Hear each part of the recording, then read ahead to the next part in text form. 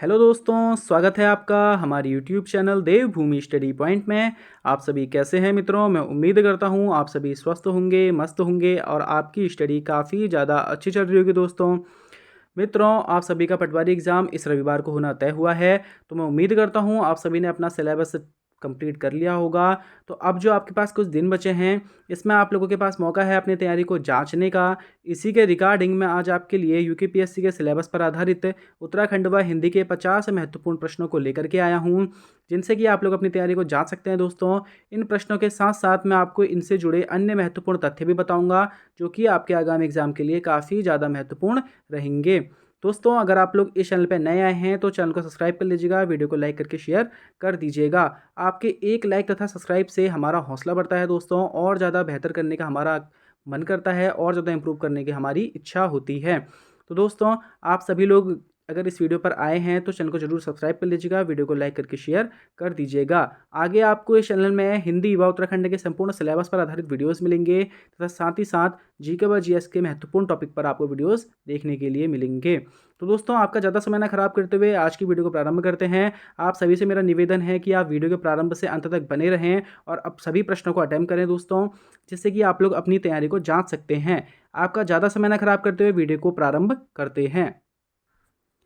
पहला प्रश्न है दोस्तों, व्यर्थ शब्द में कौन सी संधि है? आपके ऑप्शन हैं व्यंजन संधि, विसर्ग संधि, यण संधि या गुण संधि। दोस्तों, मैं यहाँ पर आपको डायरेक्ट आंसर बता दूंगा। आप लोगों ने अगर इसका खुद ही निकालना है अगर उत्तर, तो आप लोग वीडियो को पॉज करके इसका आंसर स्वयं निकाल सकते हैं और उसके बाद में आकर के वीडियो में आप लोग इसको चेक कर सकते हैं। तो दोस्तों, इसका बिल्कुल राइट आंसर हो जाएगा ऑप्शन सी, यानी कि यण संधि इसका बिल्कुल सही आंसर हो जाएगा। अगर आपसे पूछा जाए कि व्यर्थ शब्द का संधि विच्छेद क्या है, तो व्यर्थ शब्द का संधि विच्छेद होगा वी धन अर्थ। तो वी धन अर्थ हमारा व्यर्थ शब्द का संधि विच्छेद होगा दोस्तों, जिसमें से यहाँ पर ई बाहर आएगा और आगे रहेगा अ। आप सभी जानते होंगे दोस्तों कि यण संधि में हमारा रूल है कि ई के बाद अगर कोई भिन्न स्वर आ जाता है तो जो हमारी ई है वह चेंज हो जाती है या में, हलंत वाले या में वह चेंज हो जाती है। अगर इन सबको हम लोग जोड़ देते हैं तो हमें व्यर्थ शब्द प्राप्त हो जाता है। अगला प्रश्न देखते हैं साथियों, किस शब्द की वर्तनी शुद्ध है? आप चारों ही शब्दों अपने स्क्रीन पर देख रहे होंगे साथियों, तो इसमें से बिल्कुल सही आंसर हो जाएगा ऑप्शन ए, यानी कि रचयिता। दोस्तों, कई सारे लोग जो गलती करते हैं वो ऑप्शन बी पे लगा करके आते हैं, वो बिल्कुल गलत हो जाता है। तो आप लोगों ने ध्यान रखना है कि ऑप्शन ए बिल्कुल इसका सही रहेगा। आप सभी के सभी से मेरा निवेदन है दोस्तों कि जब भी आप एग्जाम हॉल में बैठे तो उससे पहले एक बार वर्तनी शुद्धिकरण से जुड़े सभी महत्वपूर्ण शब्दों को जरूर देख करके जाएं, जो कि आपके आगामी एग्जाम के लिए काफ़ी ज़्यादा महत्वपूर्ण रहते हैं। हर एग्जाम में आपको इनसे प्रश्न देखने के लिए मिलता ही है।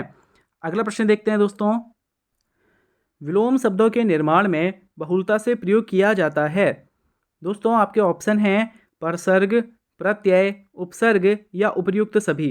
दोस्तों, यह प्रश्न मैंने वीडियो 2021 से यह प्रश्न मैंने लिया है, तो आप लोग अपनी तैयारी को जा सकते हैं। आप लोगों ने देखना है कि आपने कितने प्रीवियस ईयर क्वेश्चन पेपर्स को सॉल्व किया है अपनी इस पटवारी परीक्षा से पहले। दोस्तों, इसका बिल्कुल राइट आंसर हो जाएगा ऑप्शन सी, यानी कि उपसर्ग। विलोम शब्दों के निर्माण में बहुलता से उपसर्गों का प्रयोग किया जाता है। देखिए दोस्तों, अगर आपसे सत्य शब्द का विलोम शब्द पूछा जाता है तो आप लोग सत्य के आगे अ लगा करके उसका विलोम शब्द निकालते हैं। तो दोस्तों, विलोम शब्दों के निर्माण में बहुलता से प्रयोग कैसे होता है आप लोगों ने देखा ही होगा। साथ ही साथ आपने ध्यान रखना है कि जो उपसर्गों का प्रयोग है वह पर्यायवाची शब्दों में भी किया जाता है। आगे बढ़ते हैं दोस्तों, देखते हैं नेक्स्ट प्रश्न हमारा, औलाद किस भाषा का शब्द है? तो दोस्तों, आपके ऑप्शन हैं हिंदी, अरबी, पुर्तगाली या तुर्की। तो इसका बिल्कुल राइट आंसर हो जाएगा ऑप्शन बी, यानी कि अरबी। औलाद किस भाषा का शब्द है दोस्तों? तो अरबी भाषा का शब्द है। नेक्स्ट क्वेश्चन देखते हैं हमारा, कौन सा स्वर मूल स्वर नहीं है? तो दोस्तों, आपके ऑप्शन हैं आई, ऊ, री तथा अ। साथियों, आप सभी इस बात से अवगत होंगे कि मूल स्वर ऐसे स्वरों को कहा जाता है जिनका निर्माण हमें किसी और स्वर की मदद से नहीं करना पड़ता है, जबकि जो हमारे मूल स्वर नहीं होते हैं उनका निर्माण हमें किसी अन्य स्वरों की मदद से करना पड़ता है। तो दोस्तों, इसका बिल्कुल राइट आंसर हो जाएगा ऑप्शन ए, यानी कि जो अ है हमारा वह मूल स्वर नहीं होगा। बाकी जो हमारा छोटा अ है, री है तथा ऊ है, यह हमारे मूल स्वर हैं, जबकि जो हमारा अ है दोस्तों वह मूल स्वर नहीं होगा। जो अ का निर्माण होता है वह छोटे आ के साथ जब ए का मेल होता है उसके बाद जाकर के हमारा अय बनता है। और दोस्तों जो ये वाला ए है हमारा छोटा जो ए है इसका निर्माण आ के साथ ई या फिर ई के मेल से इसका निर्माण होता है। आप लोगों ने इन दोनों ही चीज़ों को यहाँ पर से ध्यान देना है। आगे बढ़ते हैं दोस्तों। संपादक किसे कहते हैं? आपके ऑप्शन हैं समाचार को एकत्रित करने वाला, प्रकाशक, मुद्रक या फिर त्रुटि रहित कर छापने योग्य बनाने वाला।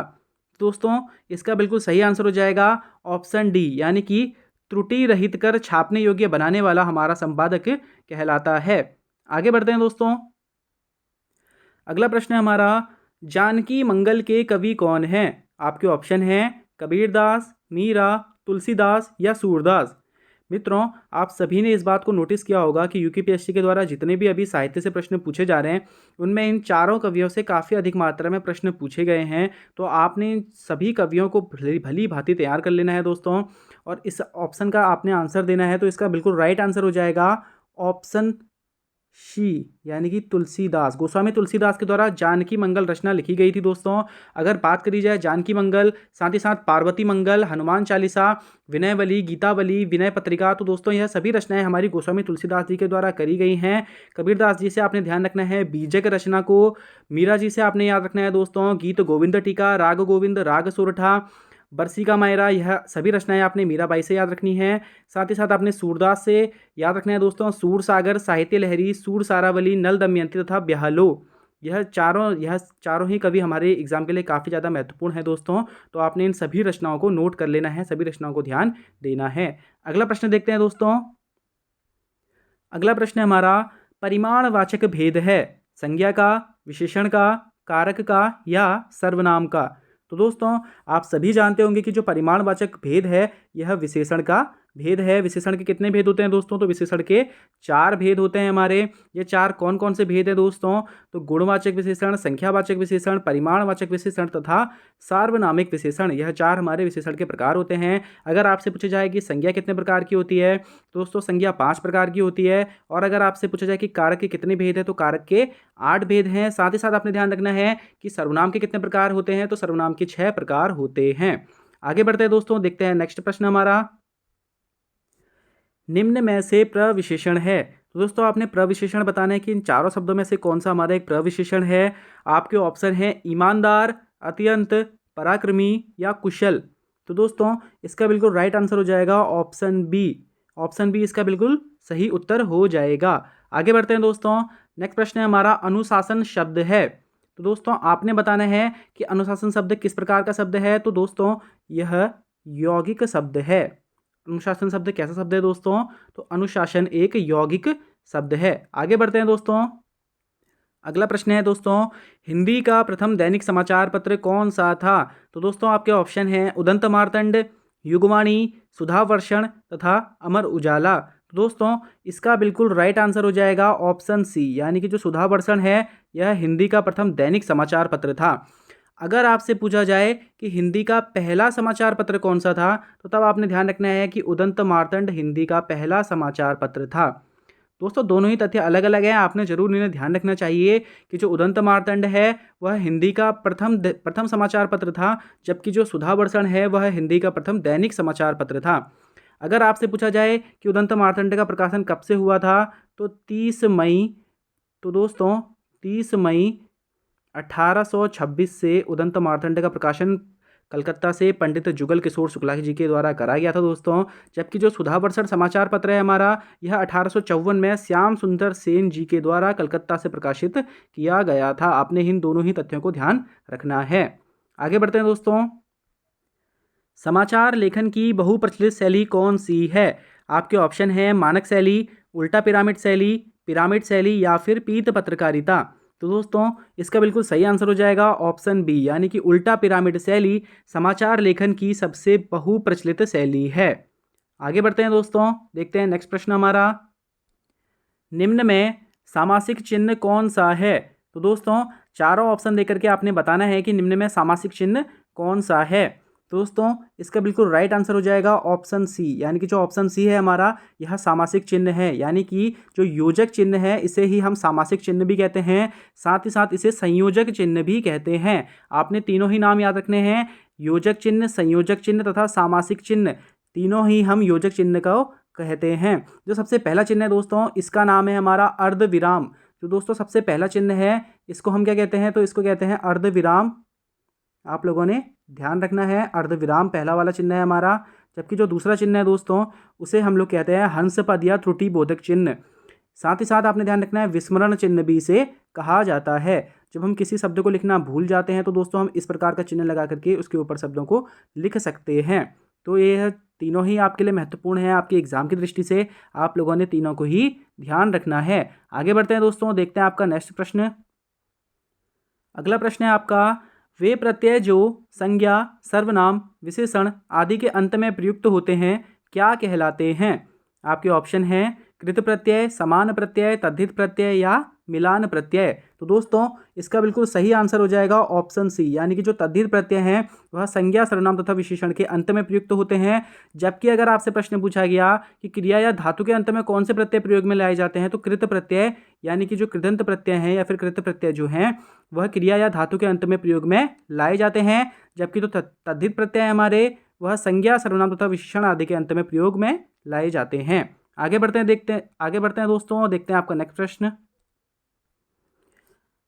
ऐसे शब्द जो दो या दो से अधिक रूढ़ शब्दों के योग से बने होते हैं क्या कहलाते हैं? आपके ऑप्शन हैं मूल शब्द, योग रूढ़ शब्द, यौगिक शब्द तथा संकर शब्द।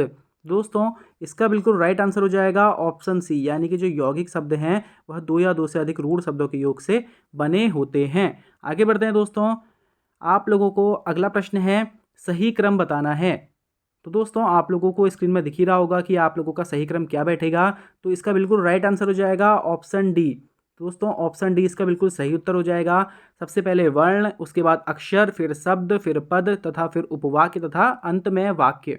तो दोस्तों यह क्रम आप लोगों ने याद रखना है। कई बार आपकी परीक्षा में यह प्रश्न पूछ लिया जाता है कि इनका जो क्रम है वह किस प्रकार का बैठेगा। तो इसका ऑप्शन डी बिल्कुल सही आंसर हो जाएगा। आगे बढ़ते हैं दोस्तों, नेक्स्ट प्रश्न है हमारा, सर्वनाम के कितने भेद हैं? अभी थोड़ी देर पहले ही मैंने बताया था दोस्तों कि जो सर्वनाम है इसके 6 भेद हैं। संज्ञा के कितने भेद हैं? तो संज्ञा के 5 भेद हैं दोस्तों। और जो विशेषण है उसके कितने भेद थे? 4 भेद थे। आगे बढ़ते हैं दोस्तों, अगले प्रश्न में दोस्तों आपने स्त्रीलिंग शब्द बताना है। 4 ऑप्शन आप लोगों के हैं, परिवार, राज्यसभा, झुंड तथा विश्वविद्यालय।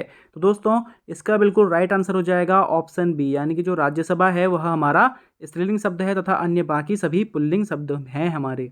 आगे बढ़ते हैं दोस्तों, रोगी मुख से सांस ले रहा था, रेखांकित शब्द में कौन सा कारक है? तो दोस्तों आपने बताना है कि रोगी मुख से सांस ले रहा था, इसमें कौन सा कारक है। आपके ऑप्शन है करण कारक, कर्ता कारक, अपादान कारक तथा संप्रदान कारक। तो दोस्तों इसका बिल्कुल राइट आंसर हो जाएगा ऑप्शन ए, यानी कि करण कारक इसका बिल्कुल सही आंसर हो जाएगा। जिस भी चीज़ में आपको साधन या माध्यम के बारे में बताया जाए उसमें आपका से कारक चिन्ह लग जाता है। दोस्तों अपादान कारक कब लगता है इसमें? जब इसमें अलगाव यानी कि अलग होने का भाव हमें दिखाई देता। आगे बढ़ते हैं दोस्तों, देखते हैं नेक्स्ट प्रश्न हमारा, यह लाल रंग का फूल है, वाक्य में कौन सा विशेषण है? तो दोस्तों आप सभी को पता होगा कि जो हमारे विशेषण हैं वह 4 प्रकार के होते हैं, गुणवाचक, संख्यावाचक, परिमाणवाचक तथा सार्वनामिक विशेषण। तो दोस्तों इसमें से जो हमारा सही आंसर हो जाएगा वह हो जाएगा ऑप्शन ए, यानी कि गुणवाचक विशेषण। इसमें यह जो फूल है वह लाल रंग का है, तो यह उसका क्या प्रदर्शित कर रहा है? गुण प्रदर्शित कर रहा है। तो उसका बिल्कुल सही आंसर हो जाएगा ऑप्शन ए, यानी गुणवाचक विशेषण। दोस्तों आपके 20 हिंदी के प्रश्न यहाँ पे कंप्लीट होते हैं। इसके बाद में अब आपके साथ 30 उत्तराखंड के प्रश्नों को डिस्कस करूँगा। अगर आप लोग वीडियो पर बने हुए हैं तो चैनल को ज़रूर सब्सक्राइब कर लीजिएगा, वीडियो को लाइक करके शेयर कर दीजिएगा। आगे बढ़ते हैं दोस्तों, आपका उत्तराखंड का पहला प्रश्न है, गोरखा शासन में उत्सवों पर लिया जाने वाला कर कौन सा था? आपके ऑप्शन है दोस्तों घी कर, सौन्या फागुन कर, कुशही कर तथा मांगा कर। तो दोस्तों आपने ध्यान रखना है कि इसका ऑप्शन भी बिल्कुल सही आंसर हो जाएगा, यानी कि सौन्या फागुन कर उत्सवों पर लिया जाने वाला कर था गोरखा शासन के समय में। बाकी यह चारों ही जो हमारे कार्य दोस्तों यहाँ गोरखा शासन से रिलेटेड थे। इसमें से जो हमारा कुसही कर था दोस्तों, वह कृषक ब्राह्मणों पर लगाया गया कर था। यह प्रश्न काफ़ी ज़्यादा बार आपने एग्जाम में देखा भी होगा कि गोरखा शासकों के द्वारा ब्राह्मणों पर लगाया जाने वाला कर कौन सा था, तो वह कुसही कर था दोस्तों। साथ ही साथ आपने ध्यान रखना है मांगा कर।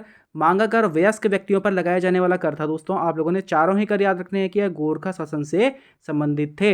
आगे बढ़ते हैं दोस्तों, देखते हैं नेक्स्ट प्रश्न हमारा।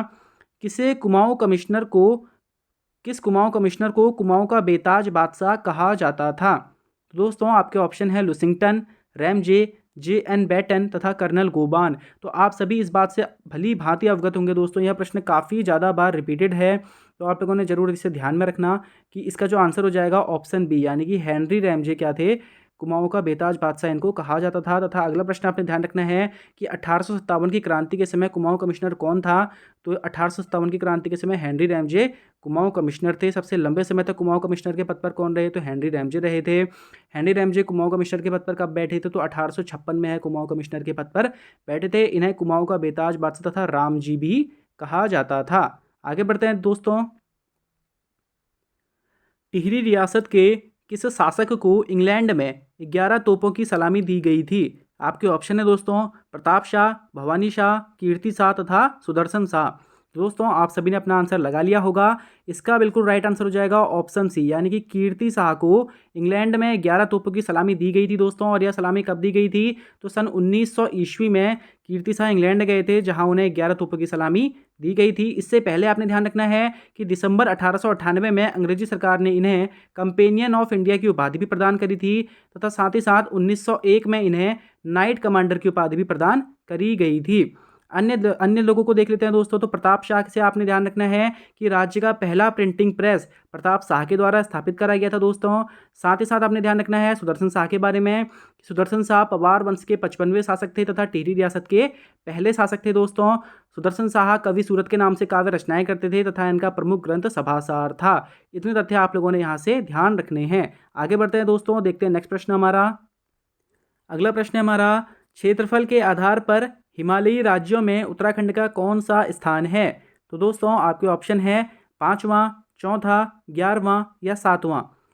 दोस्तों आप सभी जानते होंगे कि अगर हिमालयी राज्यों के क्रम में उत्तराखंड का स्थान पूछा जाए तो तब इसका आंसर होगा 11वां। लेकिन आपसे पूछा गया है कि क्षेत्रफल के आधार पर हिमालयी राज्यों में उत्तराखंड का कौन सा स्थान है, तो क्षेत्रफल के आधार पर हमारे उत्तराखंड का 5वां स्थान है। आप लोगों ने ध्यान रखना है, दोनों ही तथ्य अलग अलग है दोस्तों। क्षेत्रफल के आधार पर हिमालयी राज्यों में उत्तराखंड का 5वां स्थान है, जबकि हिमालयी राज्यों के क्रम में यानी कि जो उनका स्थापना यानी कि निर्माण वर्ष जब था तो उसमें उत्तराखंड का 11वां स्थान आता है।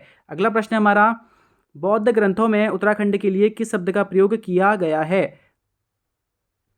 आपके ऑप्शन हैं ब्रह्मपुर, अलकापुरी, केदारखंड तथा हिमवंत। तो दोस्तों इसका बिल्कुल राइट आंसर हो जाएगा ऑप्शन डी, यानी कि हिमवंत। बौद्ध ग्रंथों में उत्तराखंड के लिए किस शब्द का प्रयोग किया गया है? तो हिमवंत शब्द का प्रयोग किया गया है। साथ ही साथ दोस्तों आपने ध्यान रखना है कि उत्तराखंड के अन्य साहित्यिक नाम अलकापुरी, कुबेरपुरी, सुमेरु आदि भी हैं।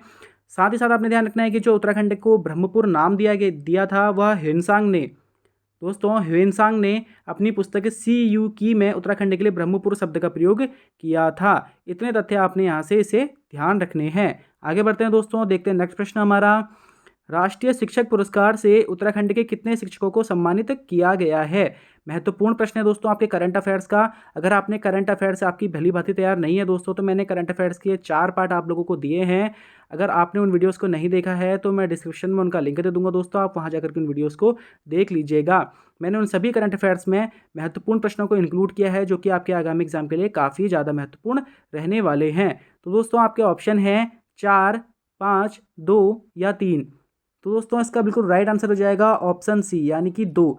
राष्ट्रीय शिक्षक पुरस्कार से उत्तराखंड के 2 शिक्षकों को सम्मानित किया गया है जो दोस्तों, और ये 2 शिक्षक कौन हैं? तो प्रदीप जोशी तथा कौस्तुभ चंद्र जोशी, इन दोनों ही को राष्ट्रीय शिक्षक पुरस्कार से सम्मानित किया गया है। आगे बढ़ते हैं दोस्तों, एशिया का सबसे बड़ा 4 मीटर व्यास का लिक्विड मिरर टेलीस्कोप कहाँ बनाया गया है? यानी कि तरल दर्पण सूक्ष्मदर्शी कहाँ बनाया गया है? तो दोस्तों आपके ऑप्शन हैं देवस्थल उत्तरकाशी, देवस्थल नैनीताल, देवस्थल अल्मोड़ा तथा देवस्थल देहरादून। तो दोस्तों आप सभी इस बात से भली भांति अवगत होंगे कि यह देवस्थल नैनीताल में बनाया गया है? यह करंट का प्रश्न है दोस्तों, आप करंट अफेयर से ज़रूर तैयार करके जाइएगा। आगे बढ़ते हैं दोस्तों। नेक्स्ट प्रश्न है हमारा, किस जनजाति के लिए मुंडे या सबर शब्द का प्रयोग किया जाता था? तो इसका सही आंसर हो जाएगा ऑप्शन ए, यानी कि कोल जनजाति के लिए मुंडे या सबर शब्द का प्रयोग किया जाता था। आप लोगों ने इसे ध्यान रखना है। आगे बढ़ते हैं दोस्तों। उत्तराखंड में वन पंचायतों का गठन किस वर्ष किया गया? आपके ऑप्शन हैं 1932, 1931, 1929 तथा 1930। तो दोस्तों इसका बिल्कुल राइट आंसर हो जाएगा ऑप्शन बी, यानी कि 1931 में उत्तराखंड में वन पंचायतों का गठन किया गया था। दोस्तों आप सभी जानते होंगे कि 26 मई 1930 को 1830 को क्या हुआ था दोस्तों, 1930 को सॉरी रवाई कांड यानी कि तिलाड़ी रवाई कांड हमारे उत्तराखंड में हुआ था, जिसके परिणाम स्वरूप 1931 में उत्तराखंड में वन पंचायतों का गठन किया गया था। आगे बढ़ते हैं दोस्तों। उत्तराखंड का पहला समाचार पत्र समय विनोद किसके संपादकत्व में प्रकाशित हुआ? तो आपके ऑप्शन हैं बद्रीदत्त पांडे, बद्रीदत्त जोशी, जयदत्त जोशी तथा बुद्धि बल्लभ पंत। तो दोस्तों इसका बिल्कुल राइट आंसर हो जाएगा ऑप्शन सी, यानी कि जयदत्त जोशी के संपादकत्व में हमारा पहला समाचार पत्र समय विनोद प्रकाशित हुआ था, तथा यह दोस्तों वर्ष 1868 में प्रकाशित हुआ था उधम सिंह नगर के जसपुर से। आपने इतने तथ्य समय विनोद से याद रखने हैं, तथा यह 1878 में वर्नाक्युलर प्रेस एक्ट के द्वारा बंद कर दिया गया था। आपने ध्यान रखना है दोस्तों, बद्रीदत्त पांडे जी के द्वारा शक्ति नामक साप्ताहिक समाचार पत्र का संपादन किया गया था, तथा बुद्धि बल्लभ पंत जी के द्वारा अल्मोड़ा अखबार का संपादन करा गया था। अल्मोड़ा अखबार के प्रथम संपादक बुद्धि बल्लभ पंत जी थे। आगे बढ़ते हैं दोस्तों। नेक्स्ट है दोस्तों, कुमाऊं परिषद का 5वां अधिवेशन किस स्थान में हुआ था?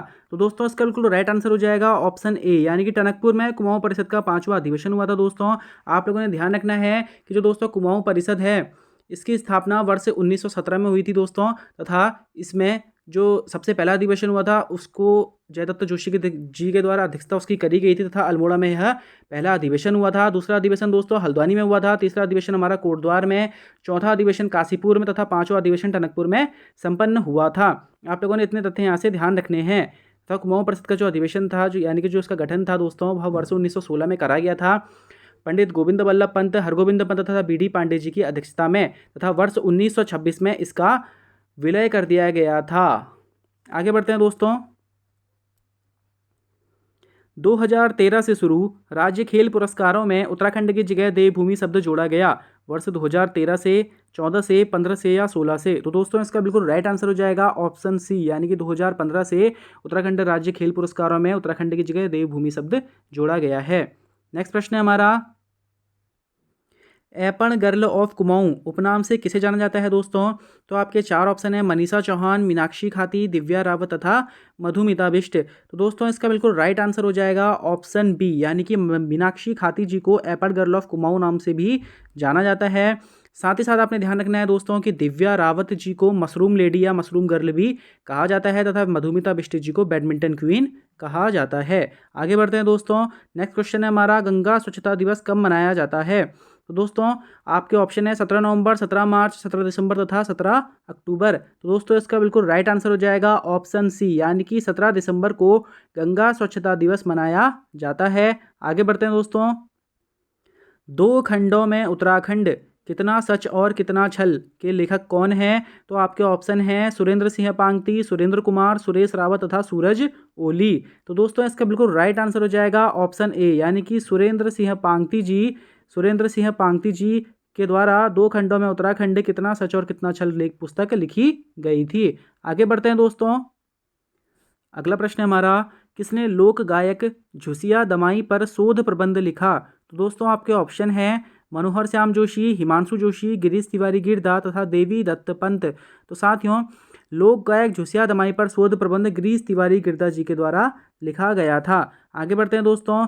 नेक्स्ट क्वेश्चन है हमारा, भारतीय वन अनुसंधान संस्थान यानी FRI की स्थापना किस वर्ष करी गई थी? तो FRI की स्थापना वर्ष 1906 में करी गई थी। आगे बढ़ते हैं दोस्तों। उत्तराखंड के प्रमुख स्वतंत्रता सेनानी किसकी पुस्तक है? तो दोस्तों आपके ऑप्शन हैं doctor Dharmpal Singh Mandral, GB Pant, BD Pandey तथा उमाशंकर सतीश। तो दोस्तों इसका बिल्कुल राइट आंसर हो जाएगा ऑप्शन ए, यानी कि धर्मपाल सिंह मंडराल जी के द्वारा उत्तराखंड के प्रमुख स्वतंत्रता सेनानी पुस्तक लिखी गई थी। आगे बढ़ते हैं दोस्तों। भोटिया लोगों का शीतकालीन आवास क्या कहलाता है? आपके ऑप्शन है मैत, गुंडा या मुंसा, गुंडा या मैत तथा भोटी। तो दोस्तों आप लोगों ने याद रखना है कि जो भोटिया लोगों का शीतकालीन आवास है वह गुंडा या मुंसा कहलाता है, जबकि जो इनका ग्रीष्मकालीन आवास है वह मैत कहलाता है। आप लोगों ने दोनों ही तथ्य याद रखने हैं। आगे बढ़ते हैं दोस्तों। राजी जनजाति के मुख्य देवता कौन हैं? आपके ऑप्शन हैं मलयनाथ, बागनाथ, गणनाथ तथा सैम देवता। तो दोस्तों इसका बिल्कुल राइट आंसर हो जाएगा ऑप्शन बी, यानी कि राजी जनजाति के जो मुख्य देवता हैं वह बागनाथ देवता हैं। आगे बढ़ते हैं दोस्तों। 2011 जनगणना के अनुसार लिंगानुपात में देश में राज्य का कौन सा स्थान था? तो दोस्तों इसका बिल्कुल राइट आंसर हो जाएगा ऑप्शन डी, यानी कि 13वां स्थान था हमारे उत्तराखंड का। दोस्तों आप लोगों ने ध्यान रखना है, अगर आपसे प्रश्न पूछा जाए कि हमारे उत्तराखंड का साक्षरता दर में देश में कौन सा राज्य का स्थान था हमारा, तो 17वां। तो तब आपने ध्यान रखना है कि साक्षरता दर के मामले में हमारे उत्तराखंड का 17वां स्थान था, जबकि लिंगानुपात में देश में हमारा 13वां स्थान था। आगे बढ़ते हैं दोस्तों, देखते हैं नेक्स्ट प्रश्न हमारा।